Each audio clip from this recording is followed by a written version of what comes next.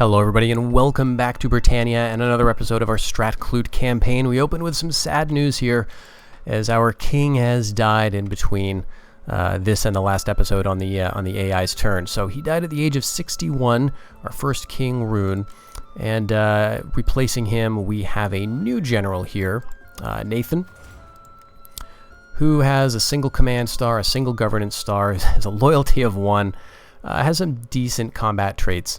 But otherwise not too spectacular. We're going to go ahead and see if we can get him a wife who's going to make him more loyal. I'm going to turn her down. So we do have a few problems in terms of loyalty now. We've got 4 disloyal generals because our new king, Denawal, has a influence of 5. And so we will want to find ways to increase that. So let's take a look at these disloyal generals here. We've got Bodgo. Okay, he's got 2. That's fine. Nathan has 1.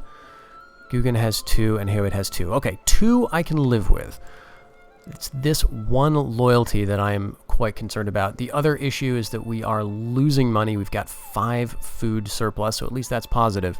But I'm wondering if it's worth it to try securing loyalty here. And I think, yeah, let's give this a shot. Okay. All right. Well, I think we have to do this. I don't want to do yield and actually no. This is great. No, this is okay. This is good and bad. Okay, so if we pay him off, we lose 500 gold from our treasury. That leaves us with 2,200 in the bank. He gets +2 loyalty, and then our king gets a +2 influence, which would be nice and would solve a few other things in terms of loyalty. But it's going to only be around for 4 turns. It's also going to hurt our income overall by 10%, and that could be quite detrimental. We could do nothing, which is not an option here because he's going to go down to 0, and then our king is also going to lose 1 influence, which is even worse. So I think what we want to do is the insult option. It's going to bring his loyalty up by 1. Usurper allegiance is going to be +2 everywhere, which is going to hurt loyalty. Let's see. We don't have any problems with that, though, in terms of disloyal provinces. So I think we're going to be okay. Yeah, so you can see the usurper loyalty here. If I mouse over the province allegiances, Strat Clut's allegiance is going down, but it's at 85. And we're seeing an uptick in the Strat Clut usurpers, which is that 4.1%. So that's only going to be around for 4 turns. Hopefully we've done enough to get goodwill among our provinces. Now, we also saw in the last turn that this Ulaid army, which took Dundalm from us, has actually left. They've gotten into the sea, and they may be coming over here to attack this army at Dunabert next turn. That would be great because I can just use this army to take this back, and then our food and our income is going to be looking a bit better. And then if I can defeat this army with another defensive battle, let's say, that might free us up to take Keldaltane. I really want to take this, and this at some point in the next few turns, and then try to get peace with Ulaid. So that is the goal. We'll see how it works, though. We need to resolve our income problem. We need to resolve our food problem. And as you can see, you never really get those problems completely settled. Certainly if you're playing a more focused fame kind of victory like I'm doing here, where you're not focused on just expanding absolutely everywhere and eliminating factions willy-nilly. Alright, so we are indeed going to have another battle, and this looks like it might be an even more challenging one. So what do we want to do here? I think we have to fight it. This guy doesn't look too tough. I mean, he's got 1 point of experience on me.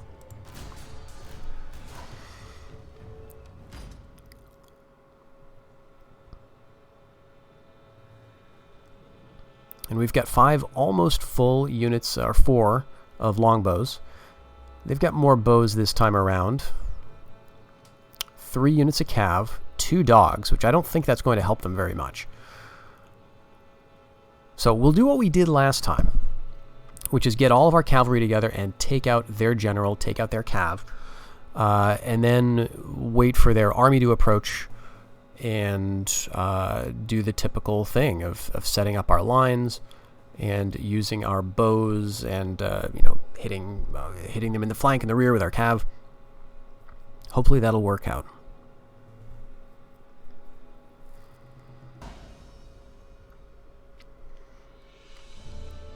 Alright, so here we are on, again, the same battlefield as we saw in the last episode.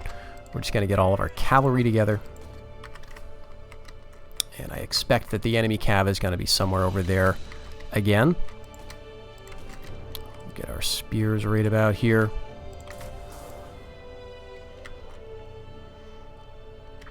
And, yeah, I think I want to keep my swords... let's keep them in the woods. They were a little vulnerable. We'll kind of lead with our armored axemen, and we'll kind of back them up with our other axes. Okay. Longbows can be right there.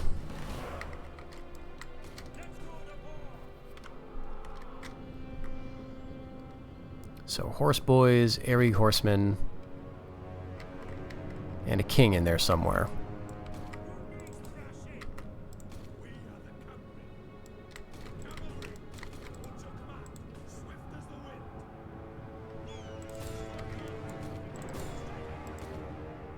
Oh, there he is. Okay.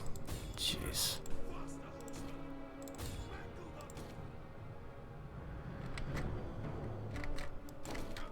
I was expecting that he would be more over here, the enemy general, and so I was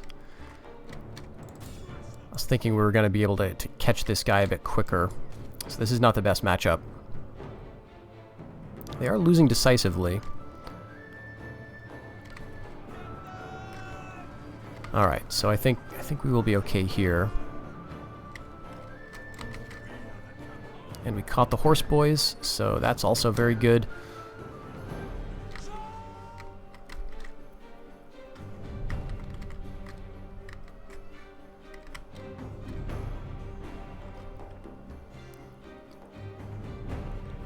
There they go, so we'll bring them back.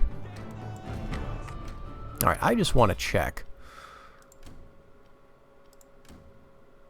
We'll just turn this down. I noticed in the last battle it was a bit loud, so apologies for that. Alright, they're broken, but we want them to be shattered. So we'll stay on them for a little bit longer.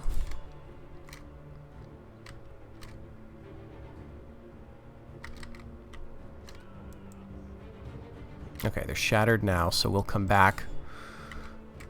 And the general is shattered too.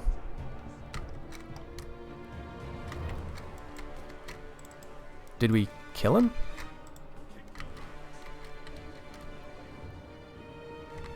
Or did he just rout? We didn't get the message.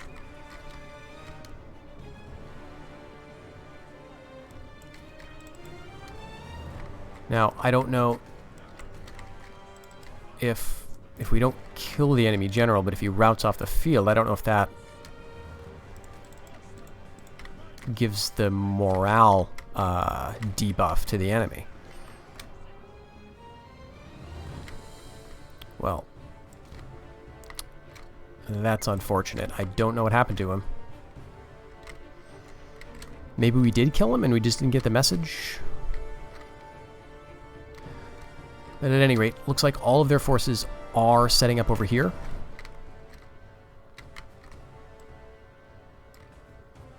So we'll go ahead and speed this up.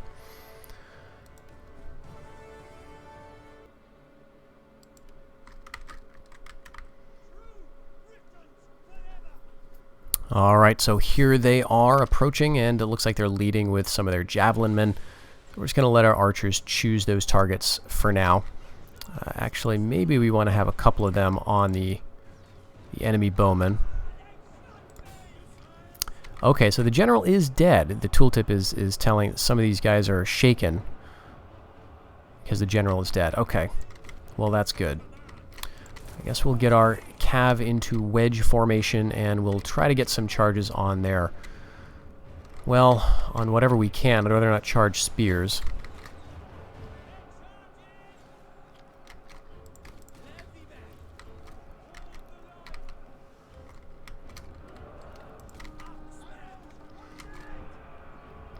Okay, gallow glasses. This is a pretty cool unit. But they're in like loose formation, it looks like, to avoid our archers.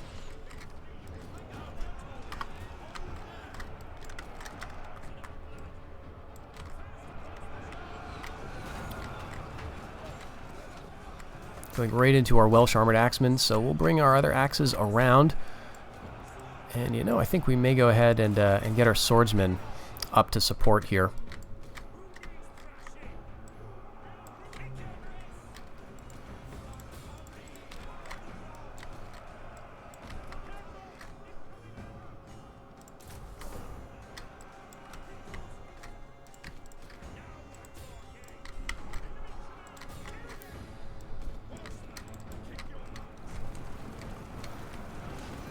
Nice charge into the back of those spears, and here's our general unit here. Alright, if these guys don't rout pretty soon, I'm going to be disappointed.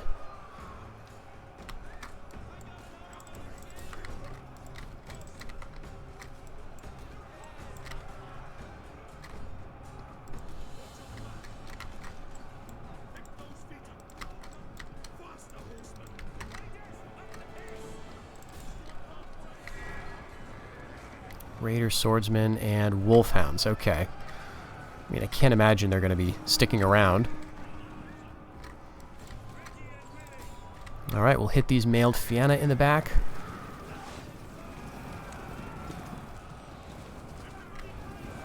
Looks like we're kind of getting caught by the other fleeing enemy. But they're exhausted. They're losing. There go the wolfhounds. We'll set up again for a charge. Alright, let's throw our swords in at this point. And I think these spears can come out of shield wall. We'll hit the gallow glasses in the back with our lighter cav. Well, I probably should have been using them to hit the archers.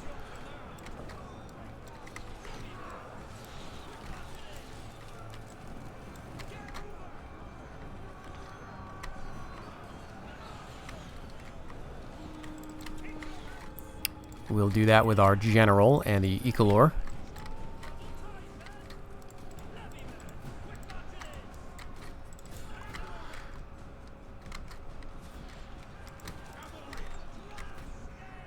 Alright, those mailed Fianna are sticking around, so let's kind of pull out.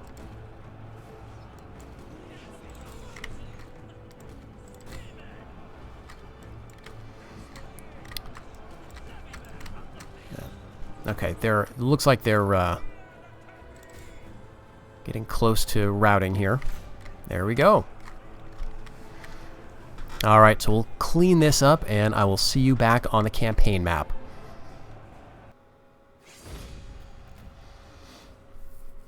Okay, so we get a heroic victory here, but we did take a lot of losses among our cav. Not too bad amongst our other troops. The shield wall, I think, really helps with those guys. So that worked out quite well. And we'll once again take on warriors. That leaves a few men in this army. But we've taken out, what is it now? Between this episode and the previous one, 3 full stacks of Ulaid's armies. So, okay, shoot. Intriguer. People don't respond well to enforced authority, especially when someone with an agenda whispers in their ears. Ooh, so that's -3 everywhere. Well, I think we're going to be okay. Guggen is -3 loyalty, so he's probably the problem here. And unfortunately, he outlived Rune, so he's... I was hoping that he would die sooner, but they were close enough in age that you can't really expect that. Okay, now we're in a bad way in terms of food and in terms of income still. Now, why is our food so much worse? Why is food so much worse? Did we finish building something? Yeah, there we go. Core of the mountain.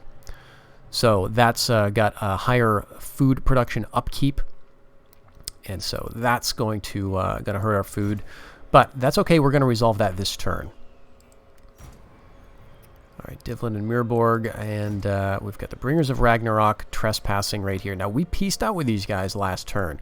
Hopefully, they're just going through to get home.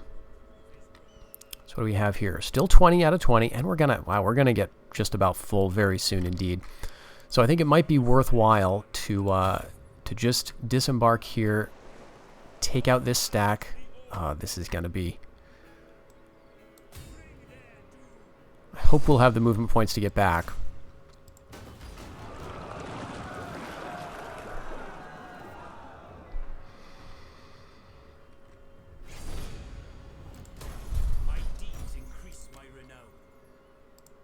All right, we can.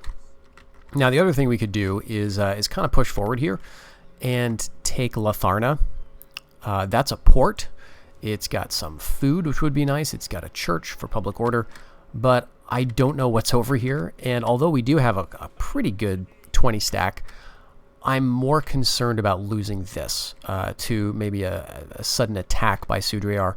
So we'll go ahead. We'll go back to Dunabert. Maybe we'll do this a bit later. But I want to keep my forces around here, and we're going to probably next turn take Kel Daltane back, but first take Dak Dundalmnal.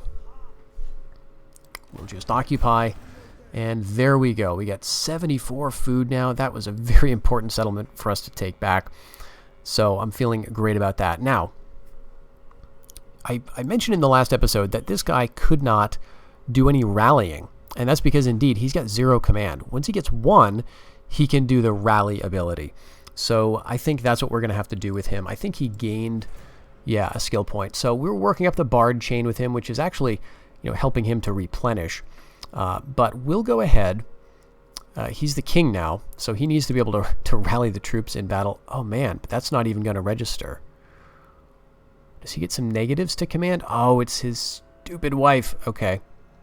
So we're going to divorce her, since that doesn't really matter. And we're going to remarry next turn. We'll go ahead and give him that 1 command. So now he can rally. Increase the bodyguard size, extra unit morale. So that's all good stuff. We'll get him a different wife. Actually, we can do that immediately. I'll wait, though, next turn because we're losing money and we're kind of low on cash. But we do have this other army here that will replenish eventually. And we do have some low public order in a few different places. Yeah. Okay, Kirkin, we don't really care, although this has how much food? 55 food. So if we lose this, it's a little dicey, but not too bad.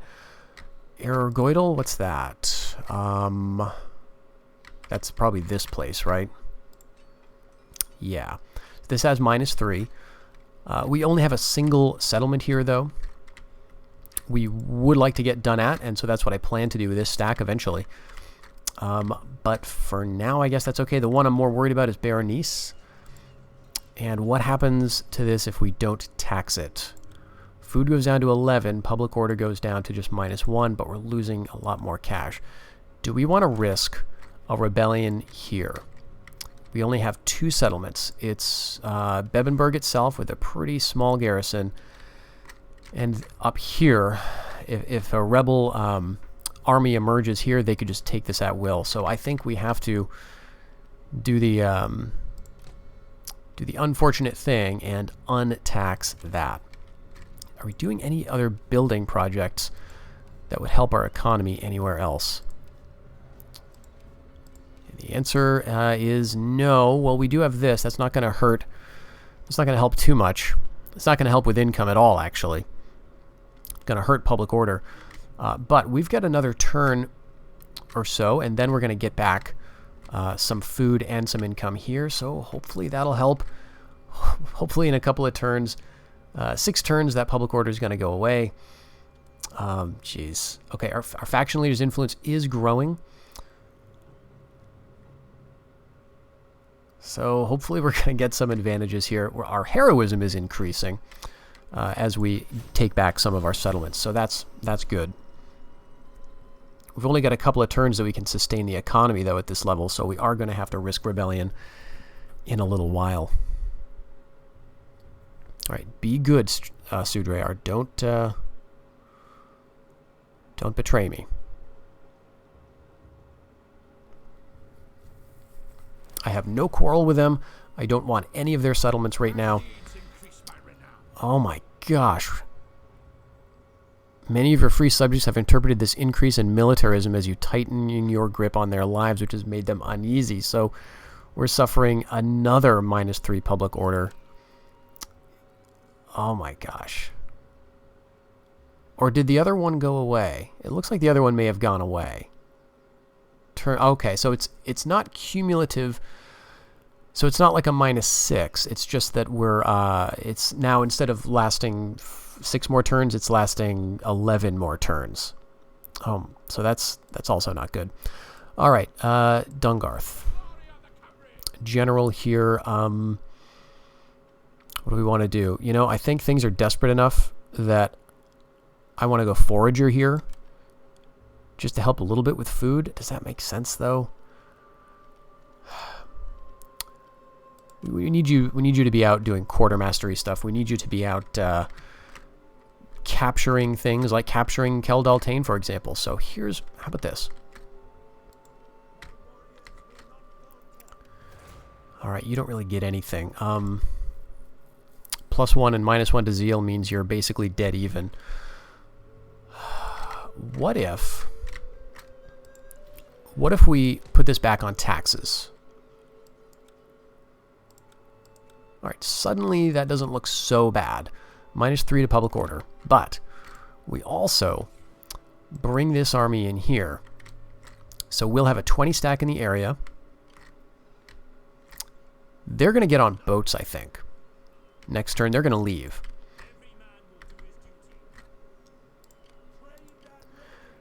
We put you guys into sea.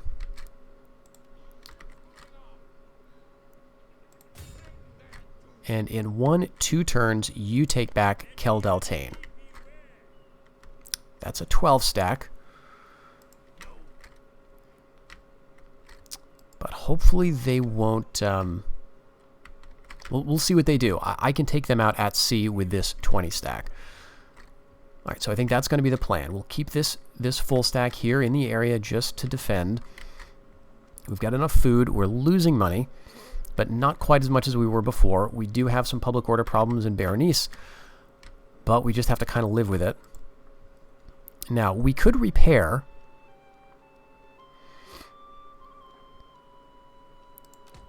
We could tax Athfolkla. Oof. Okay, yes, it's time to do that. Public order is doable. We get 40 less food, but we start making money again. Perfect. Okay. All right. I think we're starting to equalize here. Let's just see. How's Nathan doing for loyalty? Everyone's still at 2, except Guggen, who's being a jerk. All right. What's his wife? His wife is giving him 2 authority. All right, I just hope you die. Just die next turn. That would be nice.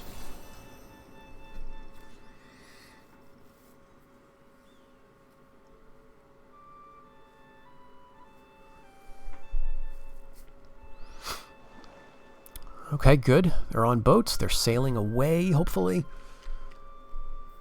We've got 2 food. That's right, because we finished the monastery on Iona. Okay, here they come. I think I can hit them with my 20. A worthy bride for Owen, who is a governor. And she would just hurt things. So, if I intervene, though, my faction leader loses influence. So I'm spending influence to get into their love life. So I guess I got to give the blessing. So that's going to hurt my economy a little bit.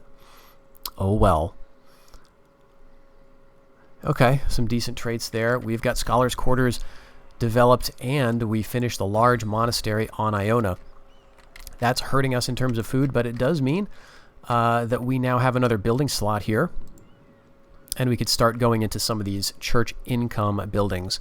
But I'm going to wait on that because our economy is still rather tight.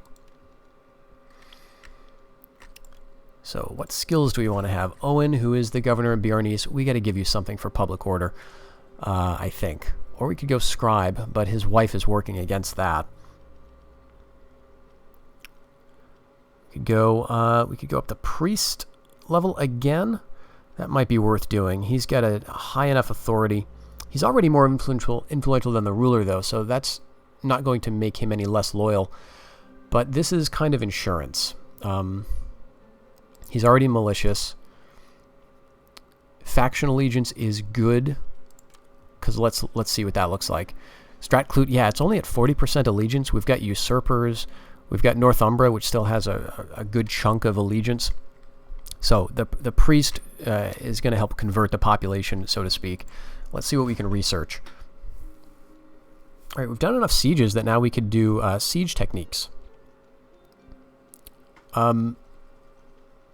This at the last node allows you to recruit catapults for your field armies, which are kind of nice.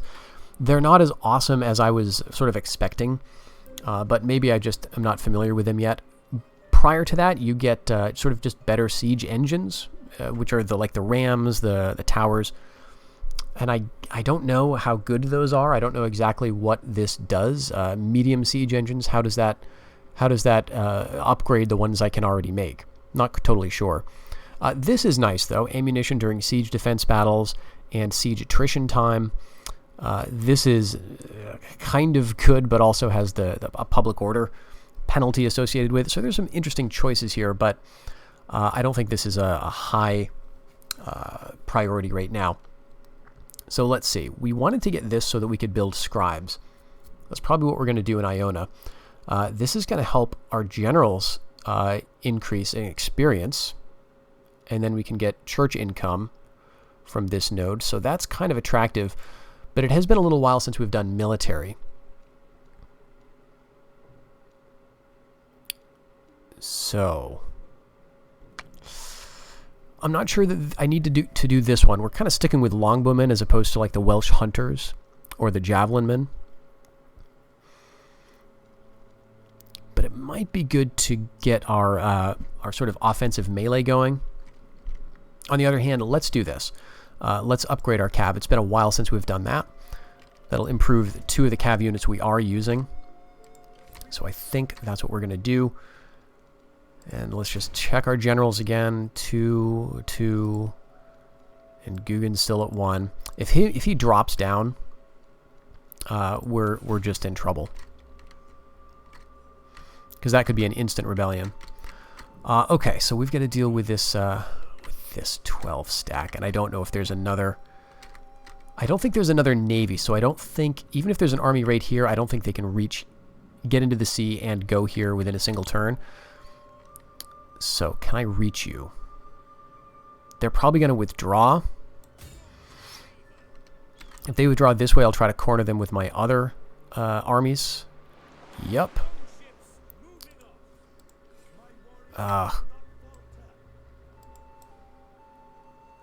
Damn. Alright. We're going to send you guys around here. I think we're just going to live with this, because I don't think they can disembark and attack the town on the next turn.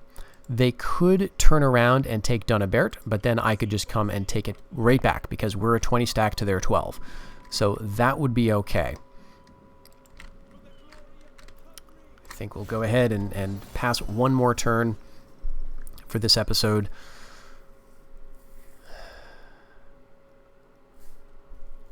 But yeah, I really like how this game handles difficulty. It's not a linear progression. You're not just building up your faction and then getting totally established and completely secure.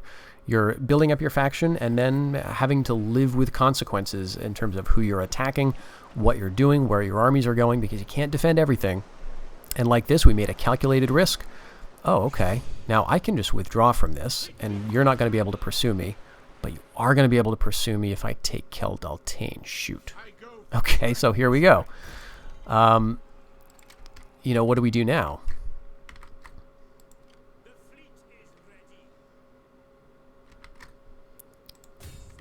We're kind of chasing them around here. I still think it's worth it to do this.